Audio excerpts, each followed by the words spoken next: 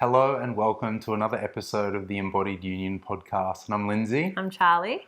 And today, what are we talking We're about? kind of continuing the conversation we had on the last episode around devotion. I've been having lots of epic conversations with women that I work with around them wanting to be in devotion, them wanting to soften, to lean in, to be the one to repair, to be vulnerable. But how do they keep showing up like that if it's not met in the way that they want it to be met? You had a really playful way of saying it earlier. What was it? Are you going to match my freak? Are you matching your partner's freak? And what we mean by that is are you matching their frequency? So if he's triggered, does it mean you have to be triggered? Why, women are saying to me, I want to open my heart, but his resistance to that or his rejection of that, his defense just immediately makes me close and just why bother? Why should I if he's not? It's it's not fair kind of energy. And I think this is a really great conversation. It is, because I kind of see it for men, it's where I see it in myself as in the past, I've really allowed myself to get defensive rather than, seeing my partner in curiosity. So it's in their upset or in their criticism, instead of being open to being curious about it and letting it in, it's I'm defending, or if they've said something mean or brought up something in relationship, somehow I used to think that gave me a green light to bring up my issues now too. And it's just that does not go well. It's just fire meeting fire. Trigger meeting trigger. Yeah. Instead of being in devotion to relationship. I think that is a really key thing that we teach. And because often if we look at relationship from the very individual me lens, then of course I'm going to fight to defend my trigger and what I think is right, and you need to hear me and see me. But all of that is ego playing out. And the way that we teach relationship is, yes, we want to be a stand for the kind of relationship we want, and we have our wants and desires, and we're bringing that forward. But we want to make sure that we are being in service not only to ourselves, not only to our partner, but to the relationship as this kind of overarching thing that is bigger than me, it's bigger than you. And we want to make sure that we are being in service to that, which is the container of us. Yeah. And when we do that, I think about it often the immature part of us is in demand of what we need as individuals. Yes. Me, you, and then it's a you versus me versus you, tit for tat. And it's, to be honest, it's pretty low level. It's kind of just it's childlike. It is, in a way, and it's it doesn't transcend really what relationship can be. You and I speak about the embodied union as in this authentic relationship that we can have, and wanting couples to have that. It's how do we do that? It's by bloody being in devotion to the relationship. It's not I'm a doormat to you and you're a doormat for me. It's that we sort of see what this is as a way to be, in the practice of its own entity, and I think that's something for couples to really consider, really consider.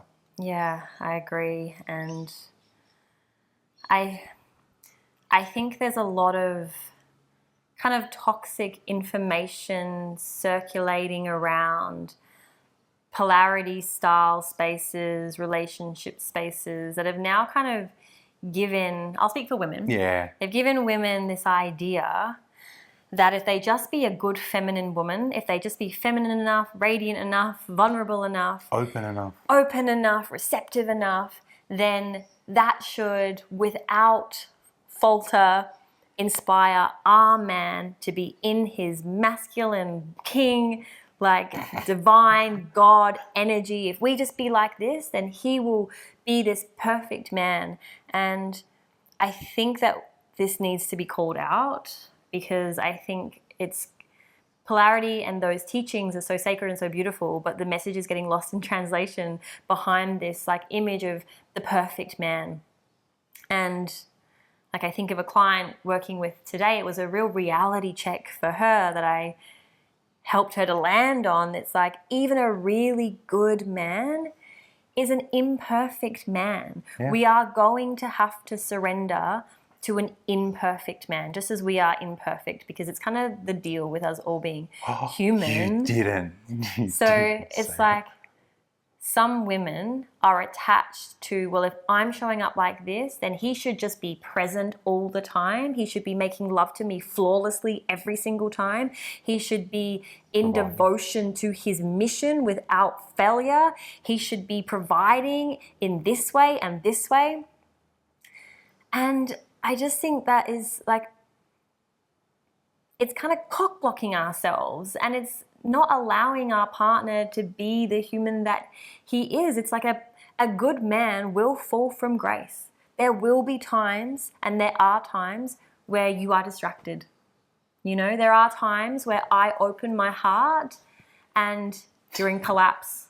Yeah, I'm unavailable. You're unavailable, you're in defense. And if I was holding you to this standard, and I think I have in the past, of being this perfect man that Instagram talks about, there's just no room for you. There's no room for you. And so I think we have to give ourselves permission to, like, yes, aim for it, aim for the embodied union, but also we're all on our own timeline. And I know a lot of women, they want to control and manipulate and kind of force their man to be where they think he should be. Oh, I'm going to get into that. But this is for him. Like, your journey is between you and God, or you and the universe. And if I'm trying to coerce you on what I think your timeline should be, it's a fucking disaster.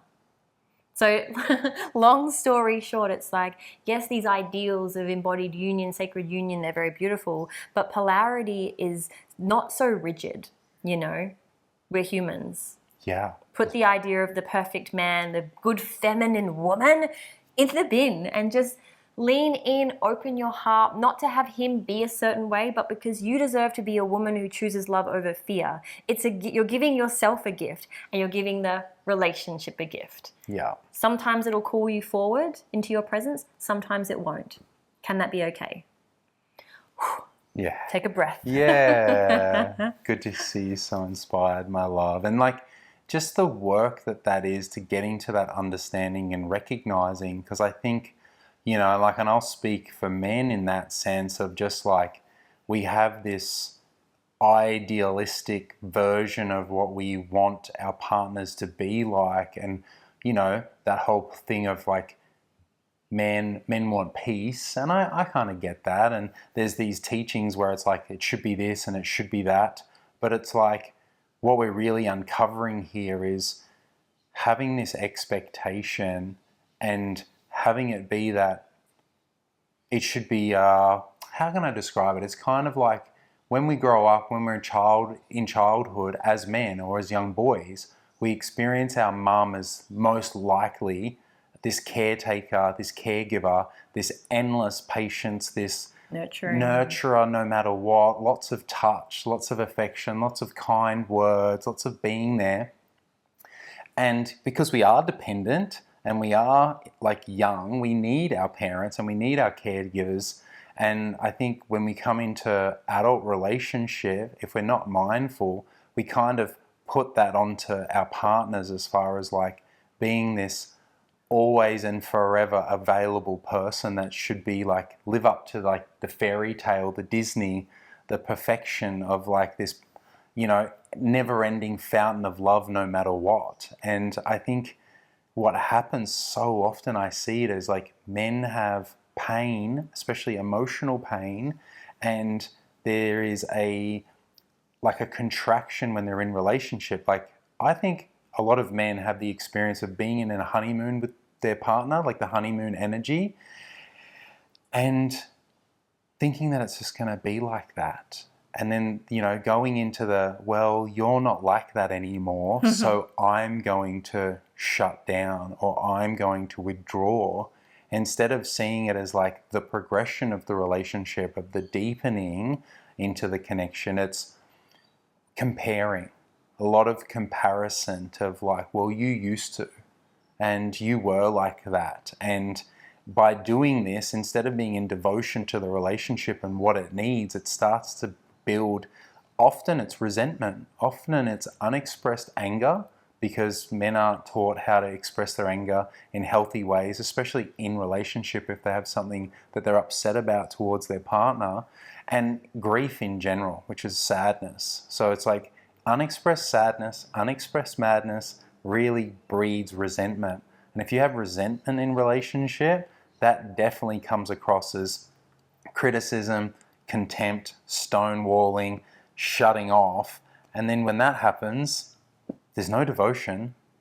There's just like, you know what, you're going to be like that, well, I'm going to be like this. And where does that lead couples? Leads couples into a perpetual conflict phase, and their relationship never gets to flourish, never gets to the place that ultimately I think men want it to be, and the women in our life too. It's like we're all wanting this epic relationship, but we're kind of waiting for the other person to go first, And it's just like, how can we be the ones, common culture at the moment is the man should lead the relationship. Yeah, but so does the woman. The woman has this beautiful way of inviting the man into his greatness and into his fullness. And can't we not see that for each other, where it's like, oh, I so see all the ways that you see the potential in me and encourage me to be the best version of myself.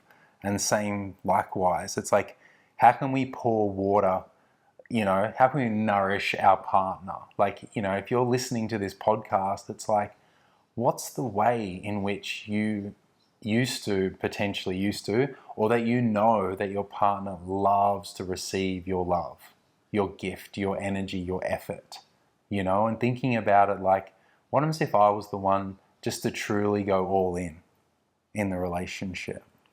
What a great game to play, Yeah. Like, I'm going to make it my mission in this relationship to be the one that goes first. I'm going to beat him to repair. I'm going to be the one that says sorry first. I'm going to initiate intimacy. I'm going to soften, like, I definitely brought a lot of wounding into our relationship. And in the beginning, watched myself battle the part of me that did not want to go first. But I think what you highlighted really beautifully before is the feminine, one of her gifts is to open and she is leading, but it's through invitation, and it's through her way of being that actually inspires the man into his greatness. And I kind of see it as my job to give you permission to be a human. And when you forget, I'm going to remind you, like when you fall from grace, rather than criticizing or emasculating or telling you how not masculine you're being, I get to just remind you of the gold that I see. Like, I think we stop seeing the gold in our partner because we just start looking through a lens of all the unspoken words and all the hurt. And so, yeah, go back through this podcast and learn how to have the skills of relationship so you can clean that all up, so you can come back into contact with the gold in this human. Because if you can see it, it's easy to keep reminding them and just to operate from that space. Yeah, I think we've spoken about this before, but it's like, relationship is a goddamn privilege. Like, treat it as such. We get so complacent. I really believe that. It's almost like it's the entitlement of love, and making our partner be the one to give it to us. Like, somehow they've got our love and we want it back off them. It's like, It's like, I love me, and I know you love you. And it's like, by being in that energy for ourselves, because we're always, personal responsibility and thinking about it like that, like, we're two individuals that are coming together to create something epic, and it's, what does this relationship that you're currently in right now, what is it creating? Really, like, no, it doesn't have to create a business or necessarily have to create a family, even though I think it's pretty, like, it's a big part of relationship, is like, what are you building together that you are in devotion to? Because it's not just I'm in a relationship to experience pleasure from you, or for you to love me because I don't love me. It's Or for like, you to pay my bills. yeah, it's just like, what is it beyond all of that? What is it for you? Oh, for me, it's the absolute pleasure of being in connection with somebody. And I know for me that I am a critter that loves depth and quality time. So by being in relationship, that really allows me to experience that. And there's something about you, what I love about you is the depth of knowledge and intelligence. And for me, there's something that is greater than pleasure that inspires me, that I know it's like, you are going to captivate me forever. So it's like, there's no lack of that. There's no, Like our like, brains are scissoring. yes, Our very brains much are so. making love. They're making smushes. Yeah, they're making baby brains. Yeah, that's what I love about you.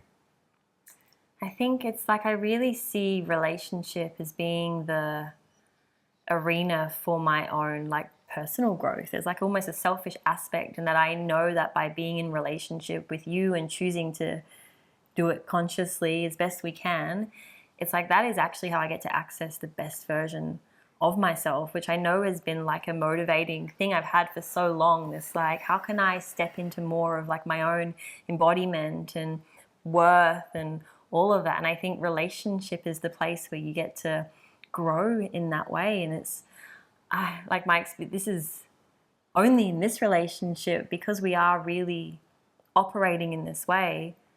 I now also want to use relationship to touch the depths of pleasure, which I didn't know was possible, and I know it's because we have the safety, trust, the respect as our foundation so solid that it's like pleasure and sex and intimacy has also become like this transformational space that only you and I get to do together. It's so, yeah, it's when like when relationship is good, it's fucking good. I love that.